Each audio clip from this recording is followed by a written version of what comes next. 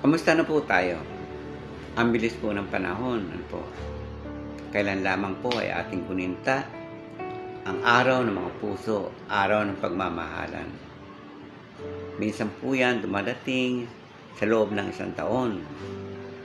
Pero ang pag-ibig at pagmamahal na ibinibigay sa atin ng Panginoon ay araw-araw, minu-minuto at sigo-segundo. Walang araw na nagdaan na hindi niya tayo naaalala. Lagi pong nandyan. Ganyan po ang pag-ibig at pagmamahal na ibinibigay niya sa atin. Sa 1 Peter 5:7, ganito po ang sinasabi, "Cast all your anxiety on Him because He cares for you." Ipagkatiwala po natin ang lahat po ng suliranin, alalahanin, sa pautsiyay, kanya tayo pong iniingatan, inaialagaan, at iniingatan. Ganyan po ang pag-ibig at pagmamahal ng Panginoon. Ang atin pong text ngayong umaga ay nasa John chapter 17 verse 3. At ito po ang sinasabi, "Now this is eternal life, that they may know you, the only true God, and Jesus Christ whom you sent." At ito ang buhay na walang hanggan. Makilala ka nila na isang tunay na Diyos at si Jesucristo na iyong isinugo. Dito po sa verse na ito, pinatunayan ng Panginoon ang tunay na Diyos na Jesucristo ang kanyang isinugo upang tayo ay sagipin sa lahat po ng ating pagkakasala.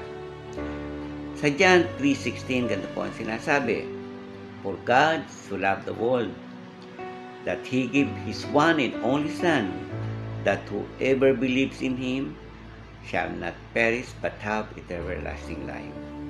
Sapagkat ganun na lamang po ang pag-ibig ng Diyos sa sangkatauhan, kaya binigay niya ang kanyang kaisa-isang anak, upang ang sinumang sumampalataya sa Kanya ay hindi mapahamak, kundi magkaroon ng buhay na walang hanggan.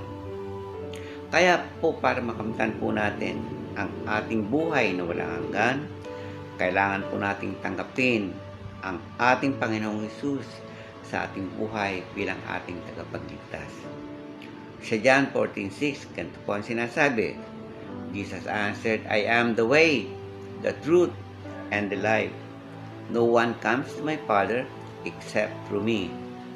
At sinasabi ng Panginoong Hesus na siya po ang daan, ang katotohanan, at ang buhay. Walang makakarating sa Ama, kundi sa pamamagitan niya.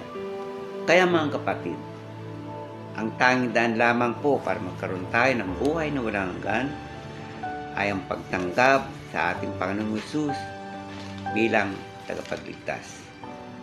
At makita po natin dyan sa Ephesians 2:9, ganito rin po ang sinasabi, "Not by works, so that no one can boast." Hindi ito bunga ng sanggawa. Kaya't walang dapat may pagmalaki ang sino man. Manalig po tayo sa ating Panginoong Hesus. Dahil sa Kanya lamang po natin makakamit ang tunay na buhay na walang hanggan. Salamat po.